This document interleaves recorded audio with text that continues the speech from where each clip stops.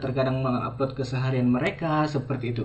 Mereka tidak mempunyai tujuan yang jelas dalam menggunakan media sosial tersebut seperti itu. Kemudian ada juga beberapa penjual itu yang mengabaikan interaksi mereka dengan para pelanggan mereka, di mana misalnya mereka mengupload sebuah konten produk seperti itu, ada pelanggan yang berkomentar, mereka tidak membalasnya seperti itu, ataupun tidak menanggapi keluhan-keluhan dari pelanggan. Kemudian ada juga beberapa yang tidak membalas chat pribadi, misalnya ada pelanggan yang melakukan chat pribadi kepada penjual, mereka tidak melakukan tidak membalas pesan tersebut, sehingga mereka terkadang mengabaikan interaksi dengan pelanggan. Kemudian mereka juga terkadang menggunakan semua platform tersebut tanpa fokus, artinya mereka menggunakan Instagram, Facebook seperti itu. Sama seperti yang saya sebutkan pertama tadi, bahwa mereka tidak punya tujuan yang jelas. Terkadang mereka mengupload, terkadang mereka tidak mengupload seperti itu. Kadang mereka hanya mengupload keseharian mereka seperti itu. Artinya tidak ada fokus ataupun yang ditetapkan oleh para penjual untuk menggunakan media sosial tersebut seperti itu. Kemudian mereka juga tidak mengukur hasil kampanye digital marketing. Artinya ketika kita mengupload ataupun meng-up suatu konten, tentu di sana ada statistik, ya kan? Misalnya di TikTok, di Facebook sekarang gitu. Ada statistik tentang reach ataupun pencapaian kita, berapa penonton yang sudah melihat konten kita, berapa kenaikan grafik konten kita seperti itu, berapa pendapatan konten kita seperti itu. Mereka terkadang mengabaikan hal-hal seperti itu.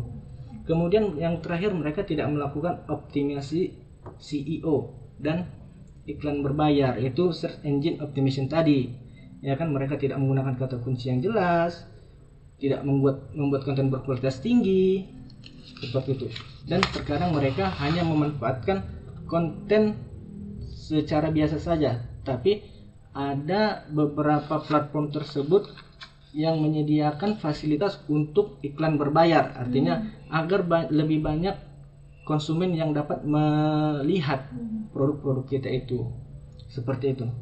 Oke, berarti itu sama dengan tidak fokus ya Bang ya. Iya.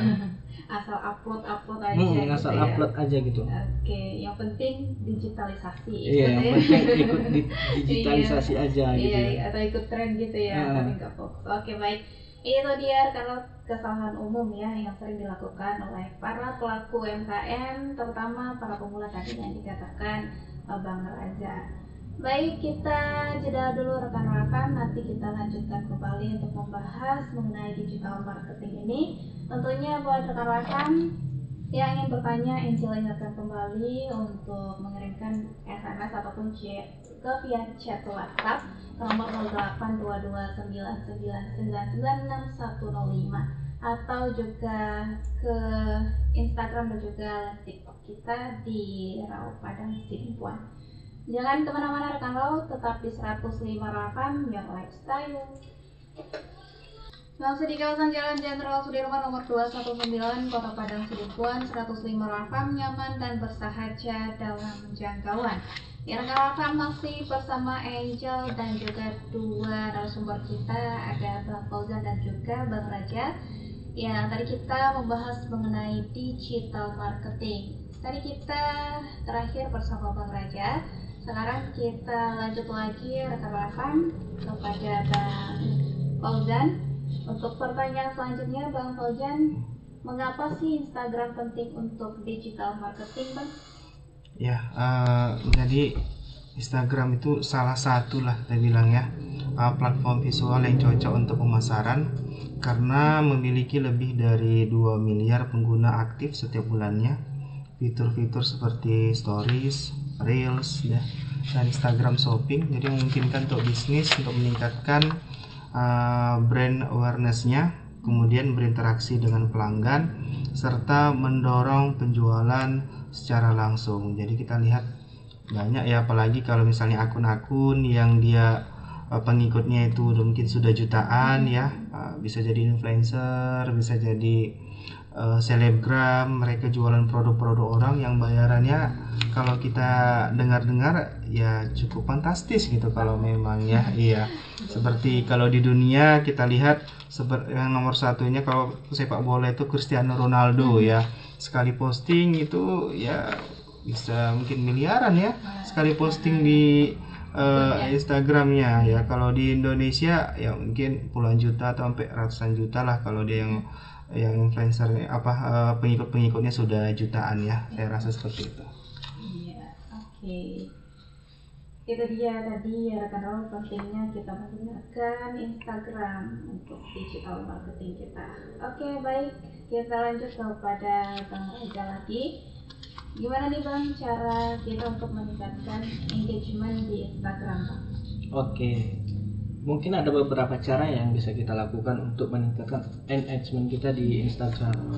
Pertama itu kita bisa memposting konten ataupun memposting produk kita secara konsisten.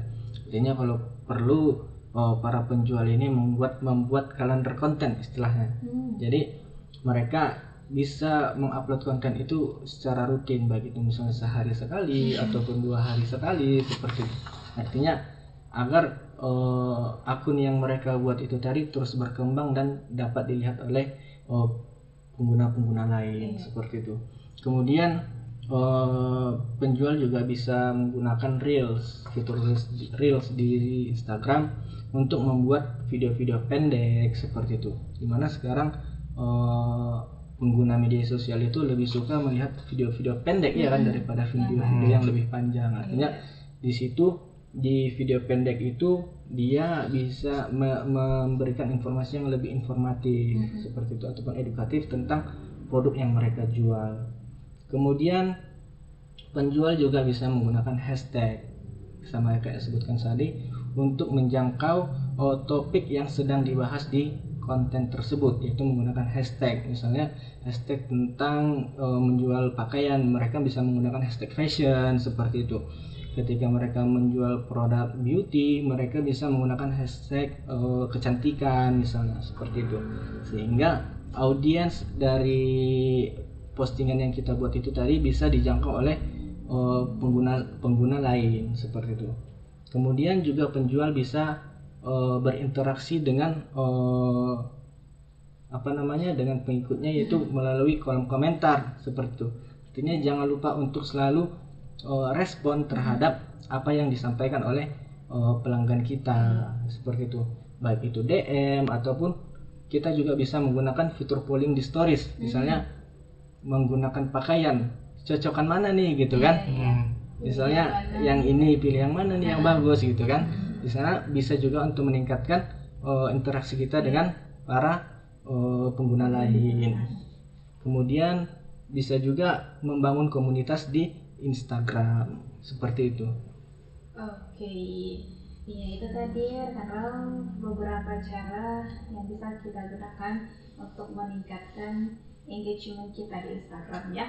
Oke, next lagi ke Bang Fauzan nih. Kita tadi sudah ke Instagram ya, sekarang kita ke TikTok nih. Apa aja sih Bang keunggulan TikTok untuk digital marketing? Ya, jadi TikTok itu kan memiliki algoritma ya, yang memungkinkan konten viral lebih cepat dibandingkan mungkin dengan platform-platform yang lain. Dengan fitur seperti TikTok Ads, kemudian live shopping, hashtag challenge ya. Kemudian jadi sehingga UMKM bisa menjangkau target pasar dengan konten video pendek yang kreatif. Jadi kalau di TikTok itu memang saya rasa nggak perlu panjang-panjang sekali gitu buat konten-kontennya. 30 detik ataupun 1 menit lah paling lama sudah cukup. Tapi yang paling penting itu 5 detik pertama itu kita buat semenarik mungkin gitu. Jadi bisa menarik orang untuk melihat video yang kita share. Saya rasa seperti itu. Oke, ya itu tadi ya untuk keunggulan TikTok untuk digital marketingnya. Kita lanjut lagi ke Bang Raza. Gimana nih Bang cara kita untuk membuat konten viral di TikTok? Oke. FYP nih ya. Mungkin banyak di sini yang pengen viral-viral ya kan. Sedikit-sedikit video ya kan viral gitu ya. Banyak gitu sekarang. Mungkin kalau di di penjualan digital marketing ini, para penjual itu bisa menggunakan sound ataupun tren yang sedang viral saat ini, ya kan? Misalnya kayak sound yang paling sering saya dengar itu sekarang itu agak musik yang remix, ya kan? DJ ini gitu, ya kan? Mungkin penjual bisa menggunakan sound-sound seperti itu ataupun sound-sound yang sedang lagi booming saat ini. Biasanya akan meningkatkan algoritma ataupun meningkatkan konten yang sedang kita buat. Kemudian juga penjual bisa mengupload konten tentang tren yang lebih viral, misalnya joget yang seperti ini gitu kan, ataupun challenge yang seperti ini gitu. Dimana ini juga berguna untuk meningkatkan visibilitas konten kita terhadap pengguna-pengguna TikTok yang lain. Kemudian yang kedua itu dapat membuat konten dengan singkat, menarik dan informatif. Artinya tidak usah berbelit-belit seperti itu, ya kan? Langsung sampaikan saja apa yang ingin disampaikan di konten tersebut. Dimana kadang netizen juga nggak suka sesuatu yang berputar-putar ataupun bertele-tele gitu, ya kan? Apalagi video yang terlalu panjang tapi nggak tahu ujungnya mau kemana gitu, ya kan? Jadi lebih baik kita membuat konten itu yang lebih singkat, padat dan informatif. Kemudian kita juga bisa menggunakan teks di awal video untuk menarik perhatian. Misalnya baju yang sedang tren saat ini gitu misalnya, kan? Nanti di dalam video dijelaskan tentang baju yang kita jual. Iya, OOTD gitu kan.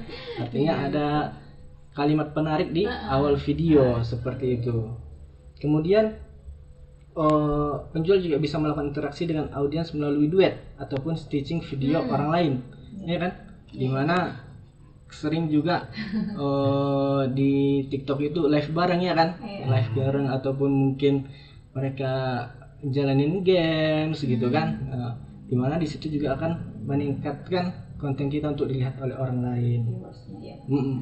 Kemudian yang terakhir itu adalah menggunakan hashtag yang sedang tren untuk meningkatkan jangkauan kita.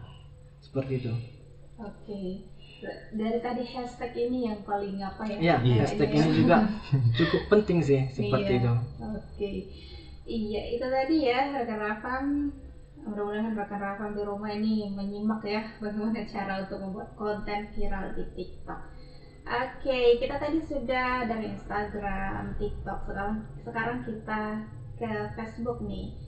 Dan juga pertanyaannya ke Bang Fauzan, apakah Facebook masih efektif untuk digital marketing nih, Bang? Ya, kalau saya rasa masih sangat efektif ya kalau untuk melalui Facebook ya. Karena Facebook ini pada saat ini menjadi salah satu platform yang terbesar ya, dengan lebih dari sekitar 3 miliar pengguna di dunia ya. Fitur seperti Facebook Marketplace, Facebook Groups ya, dan Facebook Ads ini memungkinkan bisnis menjangkau target audiens yang lebih spesifik dan meningkatkan penjualan. Jadi dengan menggunakan Facebook ini juga selain tadi dari Instagram, TikTok, Facebook ya, kemudian YouTube ya, masih sangat efektif pada saat ini. Oke. Walaupun katanya Facebook ini banyak penggunanya emak-emak ya. Iya. Gitu. Oke, ternyata masih efektif ya rekan Raul. Facebook digunakan untuk digital marketing. Baik, kita beralih lagi ke Bang Raga. Ini kita ke WhatsApp nih. Bagaimana cara memanfaatkan WhatsApp untuk pemasaran digital, Bang Raga? Oke. Mungkin di sini para pendengar ngiranya media sosial itu hanya Facebook, Instagram, TikTok seperti itu kan. Tapi ada juga WhatsApp nih. WhatsApp itu walaupun istilahnya aplikasi yang khusus untuk chat gitu kan, tetapi bisa juga kita manfaatkan untuk mempromosikan produk-produk kita seperti itu. Dimana saat ini juga WhatsApp mengeluarkan aplikasi mereka khusus untuk pengguna-pengguna yang melakukan penjualan, yaitu dengan meluncurkan WhatsApp bisnis seperti itu, ya kan? Dimana penjual bisa menggunakan aplikasi WhatsApp bisnis untuk tampilan yang lebih profesional dan bisa menggunakan fitur katalog produk. Artinya produk-produk yang ingin dijual itu tadi bisa diperlihatkan di WhatsApp bisnis itu tadi. Kemudian mereka juga bisa memanfaatkan fitur broadcast dan grup untuk promosi langsung kepada pelanggan. Kemudian yang ketiga itu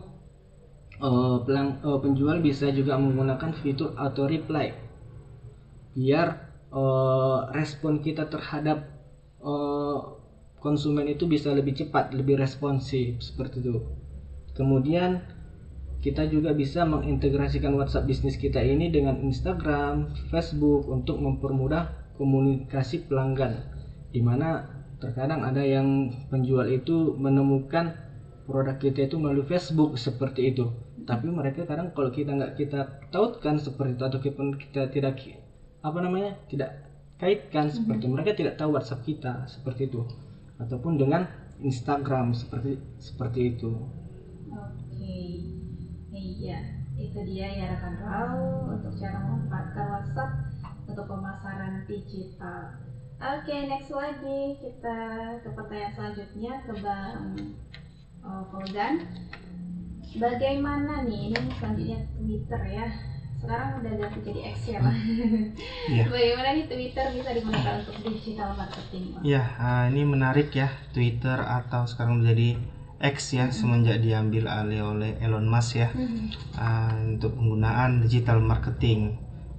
Ternyata Twitter atau X itu masih efektif juga gitu untuk real time marketing, customer service, dan membangun brand authority ya. Dengan menggunakan Twitter atau X ini kita bisa berinteraksi dengan audiens melalui polling ya, kemudian menggunakan trending hashtag ya agar konten lebih terlihat, kemudian menggunakan Twitter Ads ya untuk menjangkau audiens yang lebih luas. Ini biasanya berbayar ya. Jadi banyak dijangkau oleh masyarakat yang ada di seluruh dunia lah kita bilang ya. Kemudian berkolaborasi dengan influencer ya untuk meningkatkan engagementnya. Jadi dengan menggunakan Twitter ataupun X ini juga masih sangat efektif ya. Bahkan untuk beberapa riset ataupun penelitian menggunakan istilah trending topic itu masih jadi acuan juga di Twitter ataupun di X itu. Apa nih yang lagi lagi viral gitu, ditengok di Twitter, ditengok di X gitu. Oh, ini sekian juta orang yang buat statusnya. Oh, ini. Jadi bisa Twitter atau X ini juga menjadi sarana juga untuk digital marketing. Oke, iya itu dia ya, ternyata efektif juga ya rekan Raul kita menggunakan Twitter untuk digital marketing. Baik, lanjut lagi untuk Bang Raja. Bagaimana cara menggunakan, ini Angel sering salah ini untuk pelafalannya. Bagaimana cara menggunakan LinkedIn untuk pemasaran digital ini Bang? Atau mungkin bisa dilapaskan gitu. Iya, link. Silakan Bang Raja. Oke, dari tadi kita udah mutar-mutar ya ke semua media sosial Iya, ya kan, betul. mulai dari Instagram, Facebook, TikTok gitu. Sekarang kita ke LinkedIn. Okay. Ya, LinkedIn. Saya pun kurang juga bilang ya kan. Saya LinkedIn. Oke. Jadi LinkedIn ini biasanya salah satu media sosial yang digunakan oleh profesional ya kan, untuk mencari kerja seperti itu. Iya. Tapi jangan salah juga kalau LinkedIn ini juga bisa digunakan untuk business to business marketing, untuk membangun kredibilitas bisnis. Jadi ada beberapa cara untuk membangun business to business marketing ini, yaitu yang pertama dengan membuat konten edukatif dan profesional tentunya terkait industri bisnis yang sedang kita jalankan. Kemudian yang kedua, LinkedIn ini juga bisa kita menggunakan LinkedIn articles untuk berbagi wawasan seperti itu. Kemudian yang ketiga, kita juga bisa membangun koneksi dengan profesional yang lain di bidang yang sama. Kemudian kita juga bisa menggunakan LinkedIn Ads untuk menjangkau perusahaan ataupun individu yang relevan dengan bidang yang kita jalankan seperti itu. Oke, berarti LinkedIn ini Iya, lebih LinkedIn profesional gitu ya Bang? Iya. Oke. Iya, oke, lanjut lagi rekan Ral. Sekarang kita ke YouTube ya. Ini kita sudah sapu bersih semua ya platform-platform. Semua platform yang kita bahas di sini. Iya, betul. Kita lanjut lagi nih untuk Bang Fauzan. Bagaimana cara kita menggunakan YouTube untuk digital marketing, Bang? Ya, nah, saya rasa juga YouTube ini menjadi salah satu platform yang cukup menjanjikan gitu ya, untuk digital marketing ya. Efektif untuk pemasaran tapi dengan video yang durasi yang cukup panjang gitu ya. Tadi kan sebelum-sebelumnya ya pendek gitu ya, 30 detik, 1 menit ya. Kalau YouTube ya biasanya lebih panjang gitu ya. Yang pertama itu bisa kita buat tutorial, review produk atau storytelling untuk menarik audiens ya. Nah, tetap di awal itu kita 5 detik pertama itu harus kita kontennya yang kreatif, yang semenarik mungkin. Unik ya, Iya, yang unik. Jadi orang tertarik gitu. Oh, ini gimana nih videonya gitu ya. Kemudian tetap menggunakan SEO YouTube ya, dengan kata kunci di judul dan deskripsi. Jadi kalau di searching orang misalnya tentang suatu hal, misalnya kecantikan gitu ya, kosmetik, atau misalnya perkuliahan atau apa, langsung muncul gitu untuk YouTube kita. Kemudian gunakan YouTube Shorts ya untuk menjangkau lebih banyak audiens. Kemudian memanfaatkan iklan YouTube atau YouTube Ads tadi untuk promosi yang lebih luas. Jadi selain kita menggunakan YouTube ini, orang tahu produk-produk yang ada di UMKM kita, juga bisa mendapatkan ya uang juga gitu ya, dari video-video yang telah kita share. Seperti kita lihat kalau yang nomor 1 di Indonesia itu apa ya, jadi Kobuzer ya. Itu apa, Close the Door ya, podcastnya ya. Itu nomor 1 itu penghasilannya ya, penghasilannya di Indonesia. Bahkan kata Ibu Sri Mulyani itu juga pajaknya juga salah satu yang paling tertinggi di Indonesia katanya. Pajaknya saja gitu ya, berarti penghasilannya berapa gitu ya. Itu jadi selain ada produk kita laku, orang tahu ya, kita juga bisa mendapatkan uang gitu dari channel-channel YouTube yang telah kita buat. Saya rasa seperti itu kalau YouTube. Oke. Tapi YouTube nggak semuanya panjang-panjang videonya ya, Bang? Karena Iya. ada shorts-nya lagi ya. Iya, ada yang shorts, ada yang panjang gitu. Oke. Iya, itu tadi cara kita menggunakan YouTube untuk digital marketing ya, kan, Raul? Dan yang terakhir nih, pertanyaan terakhir untuk Bang Raza. Bagaimana strategi digital marketing yang efektif dengan kombinasi berbagai media sosial? Oke, Kesimpulan ini ya. mungkin lebih ke kesimpulan ya, dari Kesimpulan dari semua media semua. sosial yang udah kita jelajahi tadi ya kan. Iya. Oke, jadi di sini penjual ataupun yang ingin menjalankan bisnis di bidang digital marketing ini ya, mereka dapat menggunakan Instagram ataupun TikTok untuk membuat konten visual ataupun video-video pendek seperti itu. Kemudian juga bisa menggunakan Facebook untuk membuat komunitas ataupun promosi iklan berbayar. Dimana kalau di Facebook ini juga sering kita lihat ada grup jual beli seperti itu kan. Ada yang jual beli sepeda motor, laptop, handphone seperti itu. Dimana di Facebook itu juga disediakan fitur marketplace seperti itu. Kemudian penjual bisa menggunakan WhatsApp untuk sebagai media customer service ataupun komunikasi langsung dengan para pelanggannya. Artinya dengan WhatsApp, apalagi WhatsApp ini juga aplikasi yang paling banyak digunakan ya kan untuk pesan singkat seperti itu. Sehingga ini memudahkan penjual untuk melakukan interaksi dengan pelanggan itu tadi.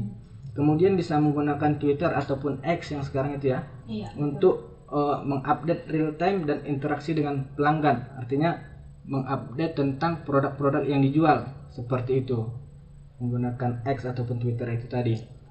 Kemudian bisa menggunakan LinkedIn untuk networking ataupun edukasi bisnis, di mana networking ini tadi itu bisa kita lihat bahwa para pengguna LinkedIn ini rata-rata adalah orang-orang yang profesional di bidang bisnis ataupun perusahaan seperti itu. Kemudian bisa menggunakan YouTube untuk membuat video edukatif ataupun video-video dengan durasi yang panjang seperti itu. Mungkin itu yang bisa saya sampaikan.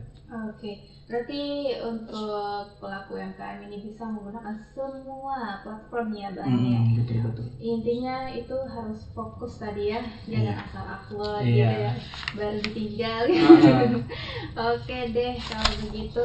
Ini kebetulan waktu kita juga sudah sampai di batas. Mungkin untuk selanjutnya boleh disampaikan Bang Fauzan dan juga Bang Raja untuk kesimpulan atau closing statement untuk pendengar setia kita. Baik.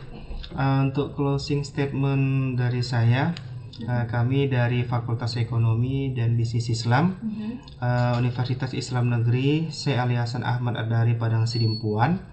Pada saat ini kita ada 6 program studi ya di FEB Winsada Padang Sidimpuan. Ada yang pertama itu nama prodinya Perbankan Syariah, ada Ekonomi Syariah, ada Manajemen Keuangan Syariah, ada Manajemen Bisnis Syariah, ada Akuntansi Syariah, dan terakhir program studi yang baru yang sesuai gitu dan pembahasan kita hari ini adalah Prodi Bisnis Digital. Jadi kita baru buka Prodi Bisnis Digital, baru mau jalan 1 tahun. Jadi bagi masyarakat Indonesia umumnya dan khususnya masyarakat Sumatera Utara, bagi yang berminat untuk berkuliah silahkan mendaftar ke FEB UIN Sahada Padang Sidimpuan. Itu dari closing statement dari saya. Oke. Closing statement sekaligus promosi dia. Iya. Oke. Lanjut lagi kepada Bang Raja, silakan. Pakai closing statement juga nih? Iya, boleh. Oke, closing statementnya di sini ialah ya buat para penjual jangan menyerah lah, terus kalau misalnya ingin produknya terus laku, rajin-rajin lah buat konten, mengembangkan bisnis yang inovatif seperti itu. Artinya dalam bermedia sosial ini juga kita jangan sekali upload terus nyerah gitu. Artinya teruslah mengupload konsisten dengan apa yang kita buat seperti itu. Nanti dimana konten-konten kita ini juga akan bisa terus berkembang seperti itu. Itu aja sih. Semangat buat UMKM di Indonesia. Oke. Betul. Itu dia tadi closing statement dari Bang Fauzan dan juga Bang Raja. Kalau dari Angel sendiri sih, kalau mau UMKM-nya naik kelas ya, harus beralih ke digitalisasi sih ya. Iya, pasti. Oke, itu dia karena pembahasan kita mengenai digital marketing di malam hari ini. Tentunya di setiap Rabu malam, insya Allah dosen UIN Syahada Padang Sidimpuan akan selalu hadir dengan membawakan materi berbeda yang akan membuka pikiran kita bersama dan tentunya menambah pemahaman bersama. Terima kasih kepada narasumber kita Bang Fauzan dan juga Bang Raja, dan terima kasih kepada pendengar kita dimanapun berada atas kebersamaannya. Sekian dari Angel dan juga narasumber kita. Wassalamualaikum warahmatullahi wabarakatuh. Waalaikumsalam warahmatullahi wabarakatuh.